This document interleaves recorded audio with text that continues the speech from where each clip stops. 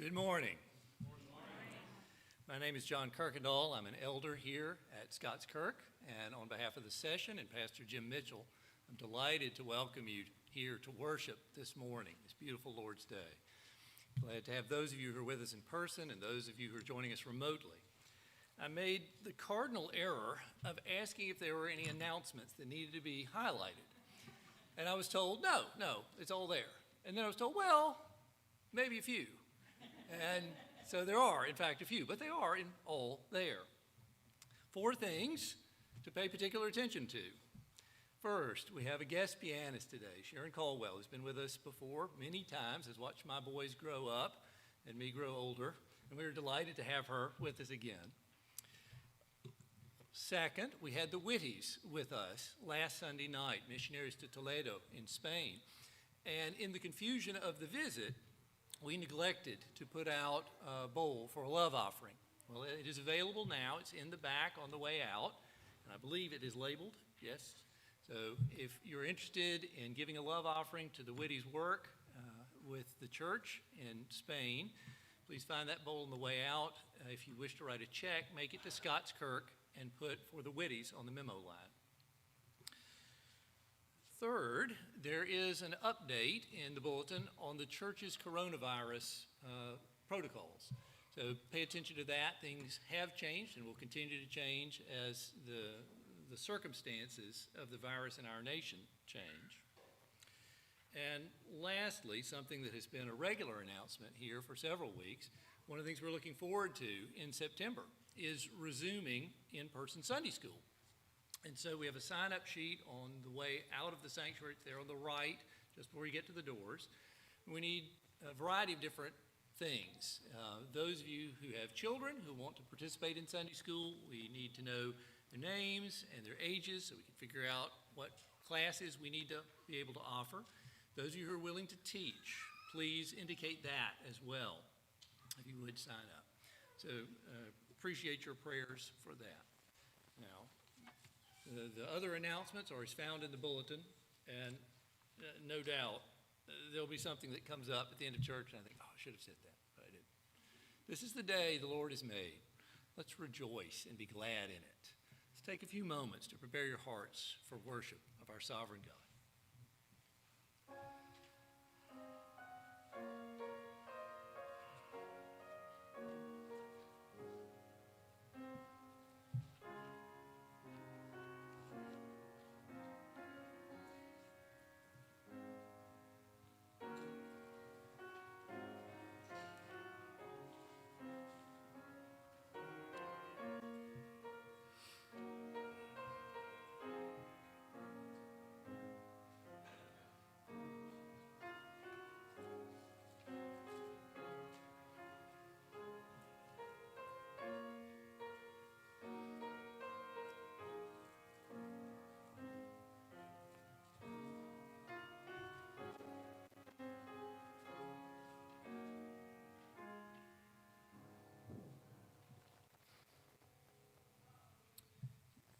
The men who have been attending the Bible study on Monday nights are very familiar with the first 5 chapters of Isaiah and have just begun the 6th. And I anticipate them only a little with this call to worship. These are the words of the prophet Isaiah, 7 centuries before the time of Christ. And he has a vision of God on his throne. Here are the words of Isaiah from chapter 6. In the year that King Uzziah died, I saw the Lord sitting upon a throne high and lifted up, and the train of his robe filled the temple. Above him stood the seraphim. Each had 6 wings. With 2 he covered his face, and with 2 he covered his feet, and with 2 he flew. And one called to another and said, Holy, holy, holy is the Lord of hosts. The whole earth is full of his glory. And the foundations of the thresholds shook at the voice of him who called. House was filled with smoke. Please stand now as we join with the angels and proclaim the holiness of our God. We're going to sing number 16 in the red Trinity hymnal, Come Let Us Sing to the Lord. It's also found printed in the bulletin.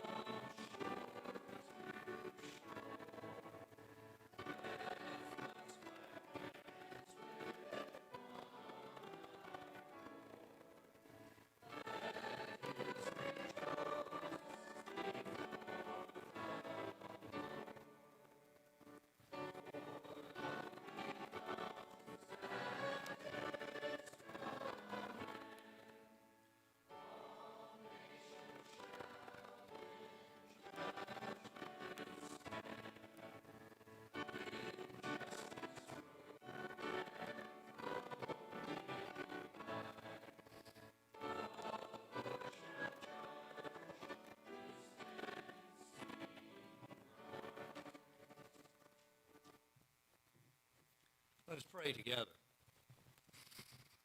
Our loving Heavenly Father, we praise you and bless you with the angels above for your goodness.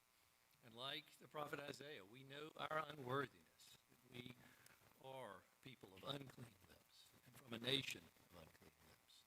But just as you purified Isaiah to speak your word, through Christ Jesus, you have redeemed us to be your own, and we praise you for this and the great privilege of being part of your family, your church in this world.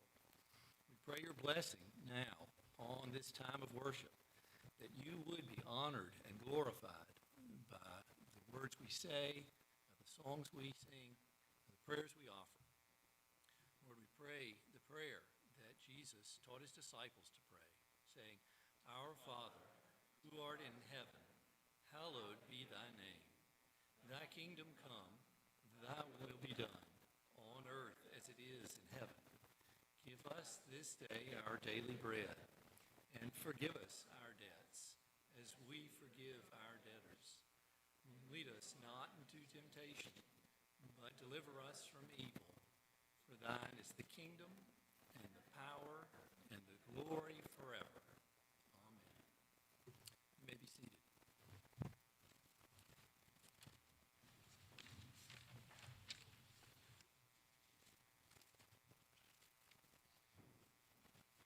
Confession of sin and the assurance of pardon, both this morning, come from the Apostle Paul's letter to the church at Galatia. Hear now the word of God, inspired by his Spirit, penned by the Apostle Paul. It's from Galatians chapter 3, verses 7 to 14. God says, Paul writes, know then that it is those of faith who are the sons of Abraham.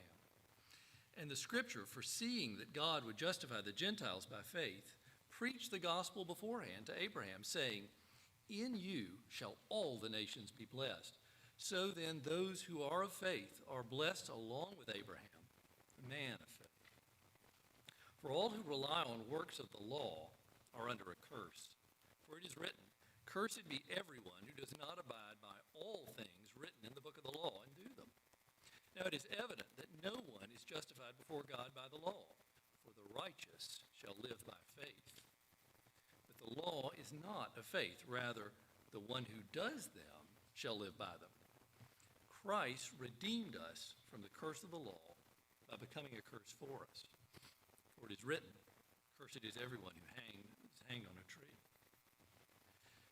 So that in Christ Jesus, the blessing of Abraham might come to the Gentiles, so that we might receive the promised Spirit through faith. Take a moment to silently confess our sins before the Lord.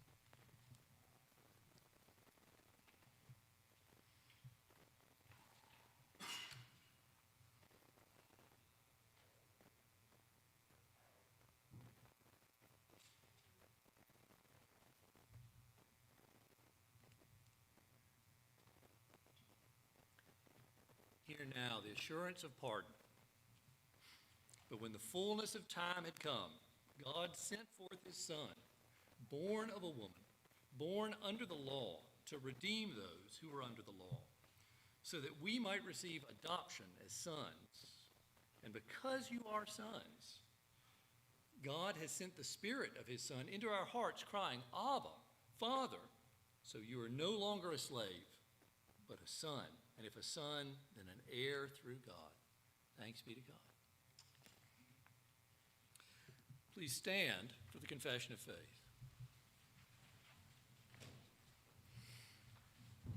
Confession is printed in the bulletin. This week we are using the seventh question of the Westminster Larger Catechism. I will ask the question and we'll read the answer in unison. And I must say, I feel like it should say who and not what. What is God? God is a spirit, and of himself infinite in being, glory, blessedness, and perfection, all-sufficient, eternal, unchangeable, incomprehensible, everywhere present, almighty, knowing all things, most wise, most holy, most just, most merciful and gracious, long-suffering, and abundant in goodness and truth. You may be seated. And the children can now come forward for the children's sermon.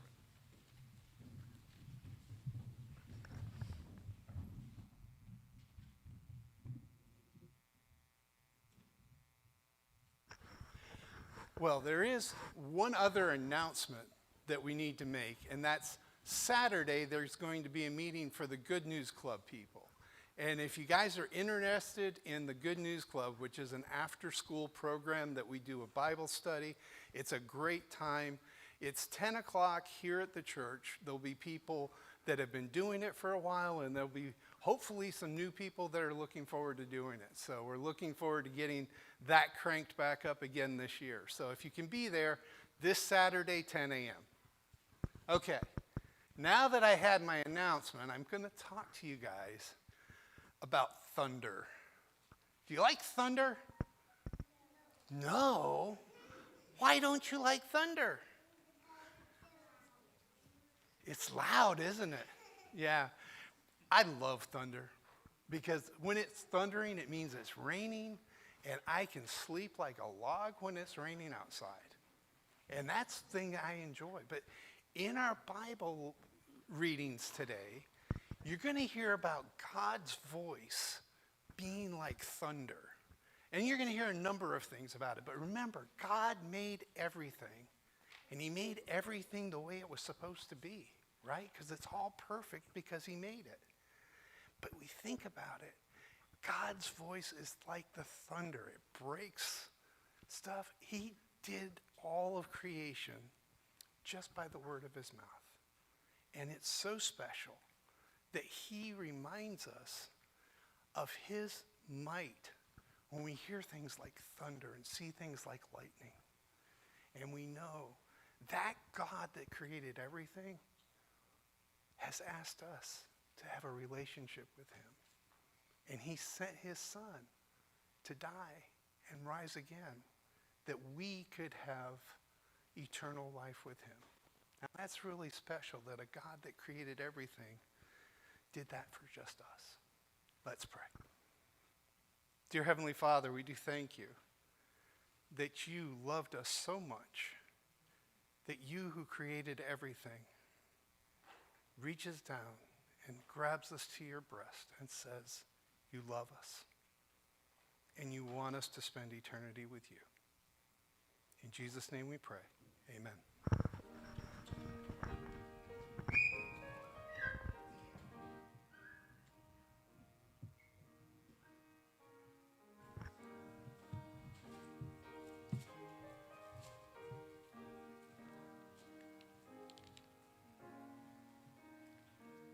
Thank you, Mr. Reed. I hate it when I'm right, and there's another announcement. The scripture reading today comes from the final book of the New Testament, the book of Revelation, written in the 1st century A.D. by the Apostle John, who is given a vision of the last days, of the Lord making all things new. The reading comes from Revelation chapter 21 and 22. We'll begin in verse 9 of chapter 21 and read through verse 5 in chapter 22. The church in every generation has had cause to look forward to this day with hope and to say with the apostle, "Come, Lord Jesus."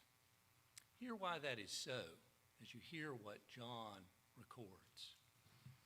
The word of the Lord, the New Jerusalem. Then came one of the 7 angels who had the 7 bowls full of the 7 last plagues and spoke to me, saying, "Come, I will show you the bride, the wife of the Lamb." And he carried me away in the Spirit to a great high mountain and showed me the holy city Jerusalem coming down out of heaven from God, having the glory of God, its radiance like a most rare jewel, like jasper, clear as crystal. It had a great high wall with 12 gates, and at the gates 12 angels, and on the gates the names of the 12 tribes of the sons of Israel were inscribed. On the east 3 gates, on the north 3 gates, on the south 3 gates, and on the west 3 gates. And the wall of the city had 12 foundations, and on them were the 12 names of the 12 apostles of the Lamb. And the one who spoke with me had a measuring rod of gold to measure the city and its gates and walls. The city lies 4 square, its length the same as its width, and he measured the city with his rod. 12,000 stadia, its length and its width and its height are equal. He also measured its wall, 144 cubits by human measurement, which is also an angel's measurement. The wall was built of jasper, while the city was pure gold, like clear glass. The foundations of the wall of the city were adorned with every kind of jewel. The first was jasper, and the second sapphire, and the third agate, the fourth emerald, the fifth onyx, the sixth carnelian, the seventh chrysolite, the eighth beryl, the ninth topaz, the 10th chrysoprase, the 11th jacinth, the 12th amethyst. And the 12 gates were 12 pearls. Each of the gates made of a single pearl. And the streets of the city were pure gold, like transparent glass. And I saw no temple in the city, for its temple is the Lord God, the Almighty, and the Lamb. And the city has no need of sun or moon to shine on it, for the glory of God gives it light, and its lamp is the Lamb. By its light will the nations walk, and the kings of the earth will bring their glory into it, and its gates will never be shut by day, and there will be no night there. They will bring into it the glory and the honor of the nations, but nothing unclean will ever enter it, nor anyone who does what is detestable or false, but only those who are written in the Lamb's book of life. Then the angel showed me the river of water of life, bright as crystal, flowing from the throne of God and of the Lamb, through the middle of the street of the city. Also on either side of the river, the tree of life with its 12 kinds of fruits, yielding its fruit each month. The leaves of the tree were for the healing of the nations. No longer will there be anything accursed, but the throne of God and of the Lamb will be in it, and his servants will worship him. They will see his face, and his name will be on their foreheads, and night will be no more. They will need no light of lamp or sun, for the Lord God will be their light, and they will reign forever and ever. The word of the Lord. Thanks be to God.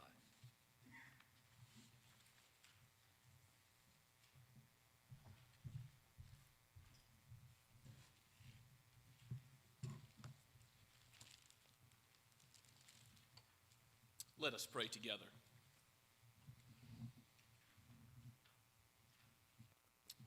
Holy, holy, holy is the Lord God Almighty, who was and who is to come. The angels proclaim your glory day and night, and they never cease. Worthy are you, our Lord and God, to receive glory and honor and power, for you created all things, and by your will they existed and were created. And Lord, you are leading all things to your good ends. There is a new city. There is a heavenly Jerusalem, a new heavens and new earth, which will be illuminated by the light of your face. Now we walk and see through a glass darkly, but then we will see you face to face. Lord, prepare us for that day. And come quickly, Lord Jesus. While there is so much that sin has undone here in this world, we know that Christ, the second Adam, has victory over sin and death. And so we come knowing our brokenness, knowing our own guilt, but also knowing the one mediator between God and man, the one who atones for sin as the Lamb of God, the one who has given us his own righteousness. And we thank you, Father, for adoption into your family.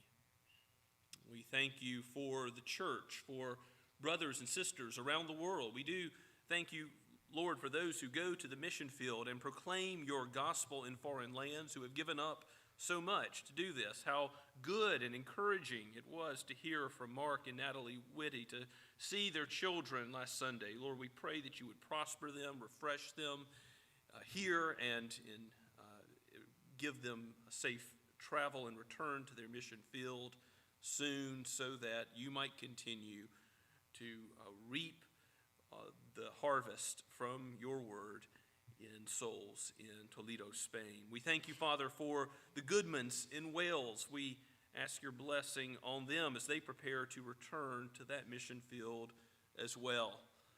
Lord, we pray for Bridge Europe and the new work that the Allers are undertaking there. We pray for the ministry of Ellen Griffith to refugees here at home, for the Andes, to international students in Colombia. Father, we pray for our brothers and sisters in Shem Creek at the church plant there. Father, give them solid footing on your word. Give them the elders they need, even as some have moved away. We see how you have raised up those called to the office of elder, and we thank you. We lift up Reverend Ben Carver and pray for his ministry even today.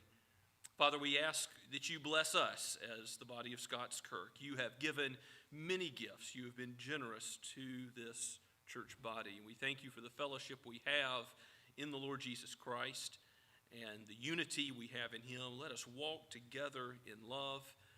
And Lord, prosper us by the knowledge of the Lord Jesus Christ increasing in us as we study the Bible through the week and in our families and in Sunday school in the days ahead, as parents seek to raise children, the nurture and admonition of you. O Lord, bless your word. Let it not return void, but accomplish that which you have purposed for it. Father, we pray that you, as the God of all the nations who sets up kings and takes them down, would also be with this country, that you would give revival and reformation in our time. We continue to pray for that and ask that you would bless the oppressed. We think of the people of Cuba. We lift them up and ask that you would be near to them and be the helper of the one who is treated unjustly by men in power.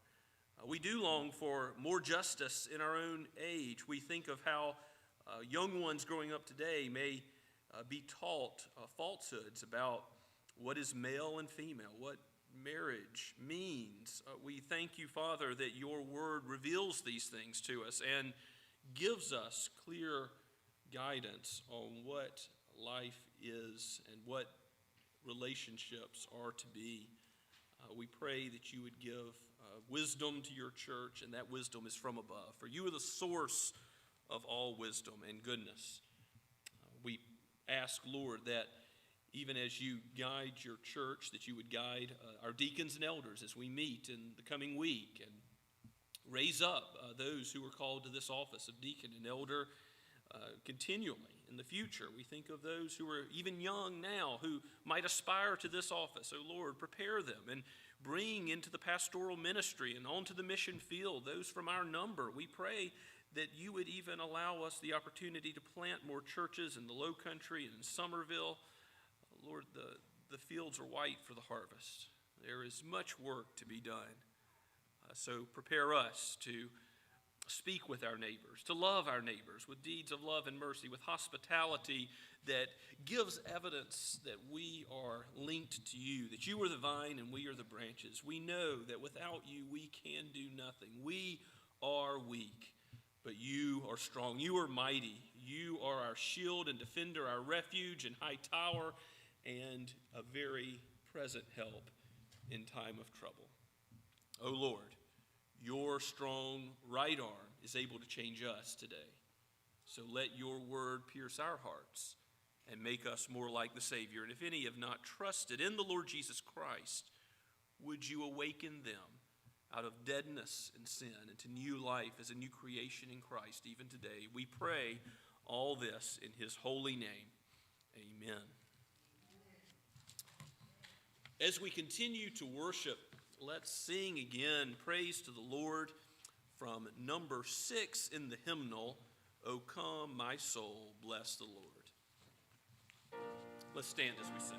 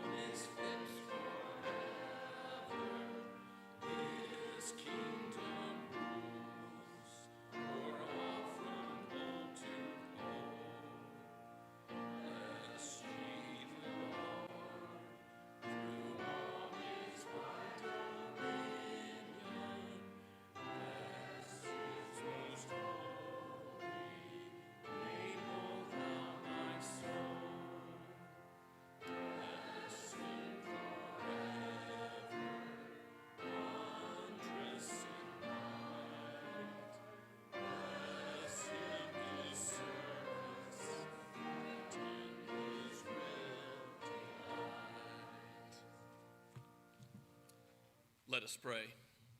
O Father, Son, and Holy Spirit, come and abide with your people. Dwell amongst us. Send your Holy Spirit to bless us by your voice, speaking through the Scriptures. For we need no other foundation to live and to die under your shepherding care and to be ushered in a kingdom that lasts forever, one day and one day soon. You know the frailty of our frame. Comfort us with the words of eternal life and make us ready and willing to live for you with all of our energy and all of our days that you grant us here on this earth. Bless the work of your church and what we give in tithes and offerings and the use of our own talents that you have bequeathed to us, all to the praise of your holy name, to your glory. We pray in Jesus' name. Amen.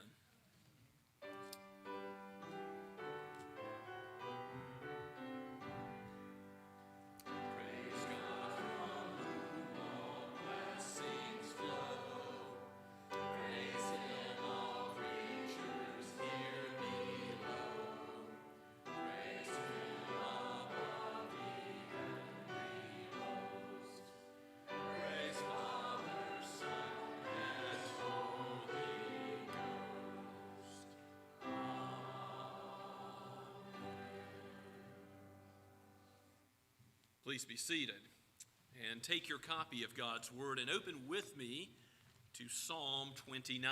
We continue our series of Psalms for the summer, and this is a psalm of praise. Yet again, a psalm of David, a short psalm, and yet a powerful psalm that ought to draw our hearts to glorify God. From the pen of the shepherd king David, and breathed out by the Holy Spirit for each one of us here today and throughout human history. This is God's word. A psalm of David. Ascribe to the Lord, O heavenly beings. Ascribe to the Lord glory and strength. Ascribe to the Lord the glory due his name. Worship the Lord in the splendor of holiness. The voice of the Lord is over the waters. The God of glory thunders. The Lord over many waters. The voice of the Lord is powerful. The voice of the Lord is full of majesty. The voice of the Lord breaks the cedars. The Lord breaks the cedars of Lebanon. He makes Lebanon to skip like a calf and Syrian like a young wild ox. The voice of the Lord flashes forth flames of fire. The voice of the Lord shakes the wilderness. The Lord shakes the wilderness of Kadesh. The voice of the Lord makes the deer give birth and strips the forests bare. In his temple all cry, glory. The Lord sits enthroned over the flood. The Lord sits enthroned as king forever. May the Lord give strength to his people. May the Lord bless his people with peace. Let's ask his help now. O Holy Spirit, you have given us the written word of God, the Scripture. Let us perceive it, not in any way other than what it really is, your voice speaking to us, so that we might apprehend all of creation rightly and understand it by the light of your revelation, of yourself, of what you have done and are doing and will do, so that we may glory in your character, so that we may glorify you for your works. We pray this in Jesus' name. Amen. Are you someone who enjoys watching the thunderstorm? You know, some go to the front porch, look out the window, and marvel at the storm. Maybe you've seen lightning strike close by to where you are. Or children, maybe you're on the other end of the spectrum where it is scary. You run and you hide, or you remember from your own childhood being terrified when the thunder claps so closely above your head. This is a psalm which reflects on the glory of God as revealed in this kind of mighty thunderstorm.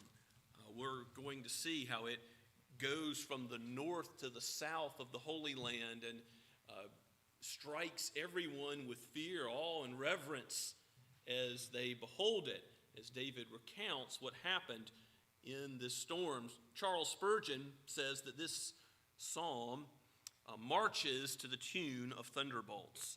It is a psalm of mighty thundering praise to God as creation is contemplated. It is a psalm that reminds us, whatever storms we think about in terms of natural disasters. Some of y'all, most of y'all probably know this, but my family was in a mudslide in 2018. So they got to see a little slice of the mountain come off, and the bottom level of our home get filled with 4 feet of water in about 60 seconds. And God spared their lives, and God showed his glory and how he worked in the aftermath of that situation through his church. And that was a picture of the mighty power of God as trees and boulders came down the mountain. You're reminded of how great and powerful God is, just as when lightning strikes a tree. Or maybe you were here in Summerville when Hurricane Hugo came through. You remember those days. You remember how a forest can be stripped bare by the mighty power of a storm. So certainly whatever natural disasters are in view, we must think, who is in charge of all of creation? Who is superintending these things so that they work even for his glory and our good as his people, so that we give him the praise he is due, so that we are reminded there is a God who has a mighty right arm. That is part of his plan for nature. But even as we go through other difficulties in this life, we also ought to remember that God is our refuge and strength, that he is the one able to save us when there is trouble, or when we mourn, when we grieve, when there is conflict, when there is difficulty, where there is trial, where there is temptation. Look again with me to the beginning of the psalm. It tells us to worship God. You know, we are too often worshipers of the creation and not the Creator. We find glory in things that are earthly, and we haven't set our sights high enough. We haven't looked to God, and so we need to be told, we need to be commanded by God to ascribe to him the praise that he's due. Ascribing to him, giving him the praise he is due, is what the angels do day and night. It says in Revelation 4:8, those heavenly beings, and I do think that's angels here. It could be men, but in context, and really the broader context of Scripture as a whole, seeing how angels give praise to God continually, I think that's what David has in view, that we are to ascribe. We are to join with the angelic choirs, giving the Lord glory and strength, saying he's the mighty one. He is the one who in the essence of his being is majestic, is to be famous, is to be lauded, is to be praised. Now, the idea of glory goes back to the Old Testament, and you see Moses in the end of Exodus chapter 33 ask God, show me your glory. And God says, I'll just let a little bit of it pass before you, but he gives him his name, Yahweh, that covenant name that David uses in verse 1, ascribe to the Lord.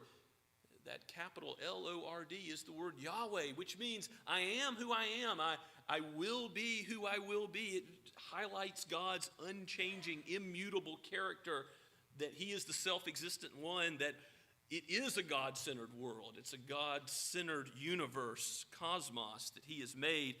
And the purpose of everything, including our lives, is to give glory to him. In fact, if we don't give him glory, the rocks will cry out. He has made all of creation to point to him. So we are to give God the glory that he is due, the gravitas, the reverence, the awe. In the Old Testament, the word kavod or kavod for God's glory means weighty. It means he is the one with all the weight. All praise is due to him. And yes, his glory appears visibly in Israel as God leads them through the wilderness by a pillar of fire at night, but a pillar of cloud, a Shekinah glory cloud in the daytime. And later in the tabernacle, in the temple, in the Holy of Holies, God appears visibly in this glory cloud. Even as was read earlier in Isaiah chapter 6, as Isaiah is struck with the holiness of God, his train filled the temple. His glory in the smoke is present there in that vision that Isaiah receives of God's glory, which reminds him that he is but a man, sinful, and God is not like him. God is the self-existent one, the God of all goodness, abundant in goodness and truth, the God who alone is worthy of praise. No creature is worthy of praise. It's not to us, O Lord, but to your name be the glory. That's the call of Psalm 115, and indeed the call of this psalm, that we give God the glory due his name. Verse 2, that we worship him and with a holiness that befits his holiness, that we be in awe of him. When we come to worship, this ought to always be on our minds. That's why we have a confession of sin, because we realize God is holy and we are not. And as we come into his presence, it is appropriate to confess our sin and remember what Christ has done as our sacrifice, as the one who is our mediator, who even if any of our prayers or praises are to be acceptable before him, we need his precious redeeming blood. We need his righteous life as we come into worship. And really all of life is about glorifying God, giving God the glory due his name. The Apostle Paul says, even if you eat or drink or whatever you do, glorify God. So all of life is worship in that sense. Don't glorify the food, the beverage. These things are wonderful. You can enjoy a cup of coffee. You can enjoy a gourmet meal, but these things are not the purpose of life. God has given us so much more to glorify him, to know that it's not just the gift, it's the giver that deserves all of the praise. So we ought to glorify God in all that we do, all that we think, all that we say. That is the call of the Scriptures, and particularly in corporate worship as we're gathered here today. We ought to think of the mighty power of God, his holiness, and his glory. Now let's see how the Psalm specifically calls us to think about God's mighty power, as it says over and over again 7 times how the voice of the Lord speaks in the storm of creation, this thunderstorm that David is recounting. Look at verse 3 with me. The voice of the Lord is over the waters. Water's coming down. Maybe water is being blown sideways, spun around. The voice of the Lord is over all the waters. He made every droplet of water, and so he commands it all. From him and through him and to him are all things. To him be the glory forever, the Apostle Paul says at the end of Romans chapter 11. The voice of the Lord is over the waters, and the God of glory thunders. Who thunders? See, it's not just all natural laws at work. God thunders. You read the 65th Psalm, and you see that God waters the land. God takes care of it. He causes the crops to grow. He causes the harvest to be plentiful. When we give him thanks for our daily bread, we're recognizing that he is Lord over things like evaporation and condensation and precipitation. And I know that he has given regularity to the times and seasons, and that men are able through the rationality which God has given us in this world and our minds to comprehend something of the workings of nature. Now, we all know what happens when there is a hurricane coming towards Charleston. The charts are pretty widely divergent from the Gulf of Mexico up to New York, so we don't know everything. And God can work through these normal means, but he can also turn the storm wherever he wants. He can work beyond the regular means of nature, or through them, or even against them. God is sovereign over the storm. It is he who ultimately acts. We're going to see in verse 10, it explicitly states, the Lord sits enthroned over the flood, all the waters that are coming down. He sits enthroned as king forever. Make no mistake about it. God is in charge of every secondary cause. He is the ultimate cause. He is the one who, by his providence, superintends everything that comes to pass. He sits as king forever. So as he thunders over the many waters, we can be sure that he intends to give his people what they need. The psalm ends with something appended to verse 11 that is not merely tacked on, but is integral to the psalm. He gives strength to his people. We lack strength. He has all strength, but he gives strength to us. He blesses his people with peace, even in the midst of a storm. Instead of being anxious, being worried, thinking this is all out of control, we think this is in God's hands. This is in the hands of our sovereign king, our shepherd, the one leading us through this life. So, God being over many waters is very good news. The voice of the Lord is powerful, verse 4.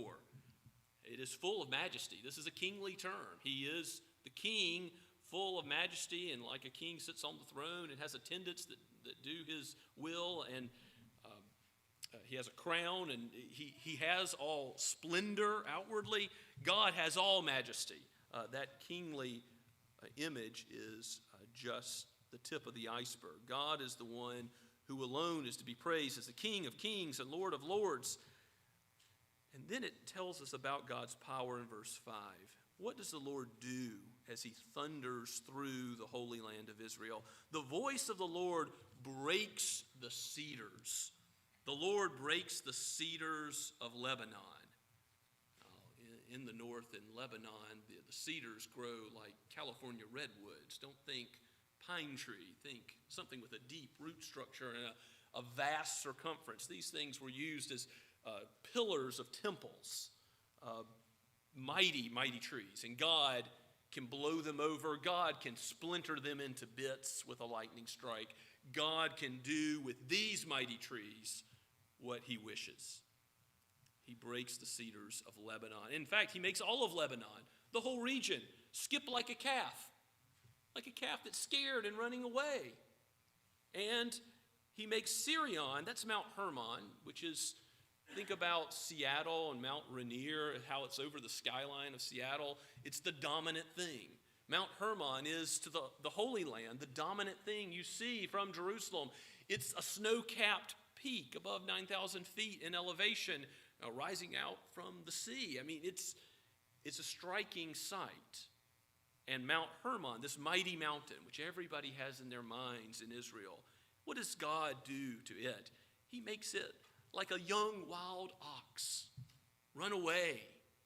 Be fearful in light of his power. The voice of the Lord flashes forth flames of fire. Again, this is a thunderstorm. There's lightning. And as he will set a tree on fire, as he will cause flames to leap, we're reminded that he's the one who deserves all reverence and all because he is a consuming fire. One day there will be fires of judgment. We're reminded that he will call everyone to account. A thunderstorm shows you that God is mighty, and part of his might is mightiness and judgment. Don't misunderstand. There will be a day where everything men have done will be called to account. We will go before the judgment seat of God when we die or when Christ comes again. And the only way to be safe from the storm of God's wrath is to be found in the Lord Jesus Christ, who we'll see is the very manifestation of the glory of God, who is the only way God's glory can be communicated to us. God makes the mountains of Lebanon skip like a calf, like a young wild ox. And then in verse 7 it says, as he flashes forth flames of fire, he shakes the wilderness of Kadesh. Now where is Kadesh? Lebanon, Mount Hermon's in the far north. Kadesh is in the south. So what has the storm done? It's gone through all of Israel. And in the middle, there's the temple later, after David, after Solomon. There's the temple that's built. And whether it's the temple or the tabernacle, we read in verse 9, the voice of the Lord makes a deer give birth, that prematurely give birth. They're so scared. He strips the forest bare. It's not just one tree of Lebanon. All the forests have been blown down by this mighty storm. And all in his temple cry, glory. They praise God because they know he's the king enthroned above the storm. And when a storm comes, when your life is threatened, when you realize the mighty power of God, it can give you occasion to come in the Lord's house and do business with him, confess your sin, to realize there's a day of judgment coming, to vow like Martin Luther, Lord, I'm going to live for you. I'm going to live to proclaim your glorious grace.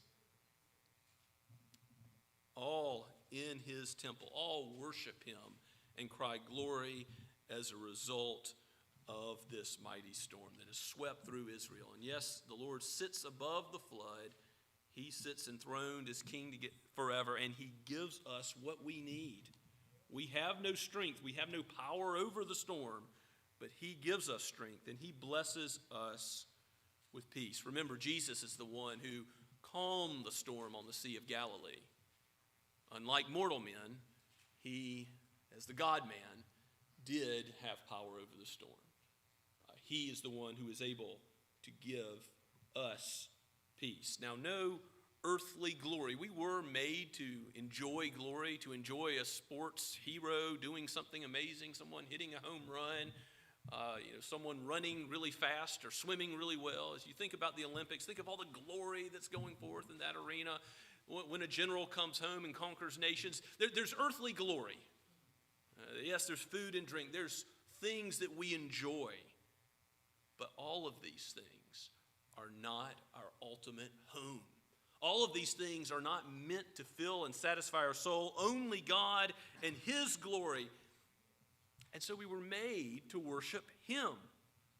If you want peace, if you want strength, if you want a worry-free life in the sense of always knowing that your soul is secure, that you live in the paths that God has set forth for you and directs your life, then you must know Christ. Turn with me to John chapter 1, John's gospel. We're told something about the glory of God as it relates to the Lord Jesus. Look at verse 14. You know the beginning of John's gospel, how it famously begins that in the beginning was the Word, and the Word was with God, and the Word was God. Jesus is God himself. But then look down at verse 14. And the Word became flesh and dwelt among us. And we have seen his glory, glory as of the only Son from the Father, full of grace and truth. You've seen Jesus, you've seen the Father. The glory of God is revealed most fully in Jesus. In fact, that word for dwelt, it says he dwelt among us, is tabernacled. That, remember the glory, that holy of holies cloud? Well, Jesus tabernacled among us. The glory of God has come to earth. And so he can promise that we are citizens of heaven, that we will be his forever, that we will know what was read earlier from Revelation and the new heavens and the new earth, and that time where we will no longer need the light of the sun. Why? Because God's glory so brightly shines. Because of Jesus. And yes, when he was a man on earth, the disciples didn't see his glory except occasional glimpses. Yes, when he was born, the angels sang, Glory to God in the highest, and on earth peace, goodwill towards those on whom his favor rests. And on the Mount of Transfiguration, when we get back to Luke, in Luke chapter 9, the Mount of Transfiguration shows Jesus shining brightly on top of the mountain. There are occasions where his glory breaks through, but it wasn't visible to human eyes through most of his ministry. But if you know who Jesus is, you know that the glory of God is given to you. Just like Moses asked to see something of God's glory, you see now something of God's glory, and one day you will behold him, believer, face to face, and without sin any longer. When you are glorified with Christ, with God the Father and the Spirit in heaven, you will know his glory completely. May his name be praised, that he has given us the only glory to which our souls were made to cling, and may we cling to him tightly by his grace. Let's pray together. Father, we thank you for this psalm, for your glorious presence that does abide with your people through the Lord Jesus. How often we must confess our souls have gone astray and looked at created things as if they were ultimate. You alone are ultimate. You are the mighty one who directs all the affairs of men, of this world, this cosmos. Help us to trust in you when troubled times come, and when we ought to give you thanksgiving for every blessing. Help us, O God, to trust in Christ, so that we will have that very present help, that refuge from the storm of your wrath, the death that our sins deserve, that we would have life in him. May that be true for all those in the hearing of your word this morning. Bless us with peace in the Lord Jesus as we go. We pray in his holy name. Amen. And let us glorify God now in song as we stand and sing again, this time from the Psalter, number 29 in the blue Psalter, and the words are printed for you in your bulletin.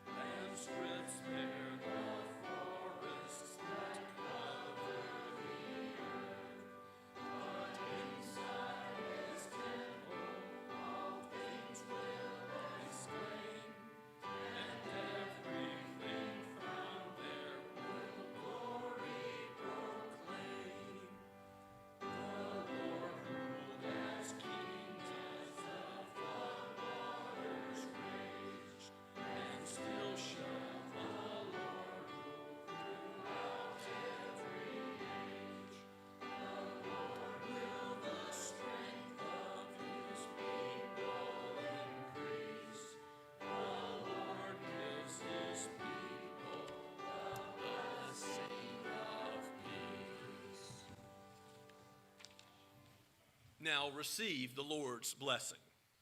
Now may the God of peace, who brought again from the dead our Lord Jesus, the great shepherd of the sheep, by the blood of the eternal covenant, equip you with everything good that you may do his will, working in us that which is pleasing in his sight, through Jesus Christ, to whom be glory forever and ever. Amen and amen.